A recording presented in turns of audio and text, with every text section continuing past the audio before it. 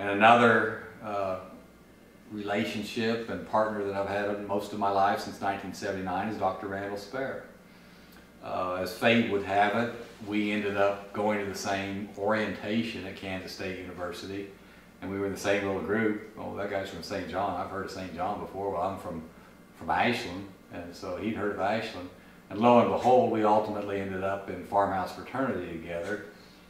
And so I'm taking you through a long history that, that relationship, and to some extent, when you look at his business that we have here today, it's a function of friendship. And I tell my boys, it's always, you got to connect the dots, okay? And the relationships that you build now will be with you for a lifetime. And the relationship ultimately has been built on trust and just inquisitive curiosity, not only by ourselves but also by Randall Spare. It's worked two ways. Randall's worked very, very hard to understand beef cattle production. Not that you don't learn that as a veterinarian, but you don't learn entrepreneurship. I mean, he put skin in the game, everything from getting a cow herd to buying heifers and learning how to AI and how to ultrasound and reproductively. But that relationship would be, oftentimes I'd be working with customers and they'd say, well, how would you do this? And I'd say, well, the Ashland Vet Clinic would be happy to do that for you. Well, really? They'll do a turnkey AI, they'll come and ultrasound your cows, they'll help you with your herd health protocol. And for us, it's kind of like, tell us what we need to do. My job is to know genetics inside and out, to know all the components of that. And people talk to me about vaccines and this and that, and I start getting brown out. I'm like going, Randall, tell me what color box we're supposed to use. Just tell me what to do. I don't care. You make sure our herd health program is in line. And that's what Randall does.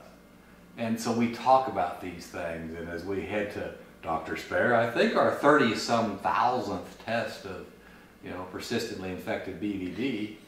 Can't we quit yet? Aren't your kids out of school yet? He's like, well, you're a seed stock producer, and you really need to be able to guarantee that they're negative for that. And so I like to tease him about that, but he's looking out for our best interests. Some of you may have seen the Indovac ad, and that result of Indovac, us even using it, we had a salmonella problem in the fall of 1993, with the very first year at the AI barn, we were calving heifers there, and all of a sudden they started dying. I'm going, we're in big trouble here. Who'd have thunk to call the dairies in California but Randall Spare? And you've dealt with salmonella like this before? And they said, yes, this is what we do. We use Indovac bovine, and we give those to those calves at birth, and we give them as fast as we can. When they've had enough time to build that secondary immunity, we give it 10 days later. And we started that protocol immediately. It wasn't very fun, and we lost calves in that original. Since that outbreak in 1993, those problems have been eliminated. Now, we have various issues. We have customers that have issues, Here we are in the great state of Kansas, and you think of trichomoniasis as being, that's an open range of BLM problem. Well, as cattle travel more throughout the United States and all those issues, we have had customers that have sent their cattle out of state or even loaned out their bulls to friends in different locations, and ultimately ended up with trich in their herd. One of our best friends and best customers in Oklahoma got into a real mess. He was surrounded by, they were primarily bucking bulls, but they had trich. And who but a inquisitive, diligent bulldog veterinarian, Randall Spare, figured it out, and we worked through all those problems. And so it's a real win-win basis, and when we think about things and how can we do this, we don't look at it as trying to make a buck. It's no different than me selling a bull. I want to figure out how I can help this operation make money with their beef cattle genetics. And it's a real asset to have our veterinarian, Randall Spare, be able to say, I don't know the answer to that, but I'll have Dr. Spare call you.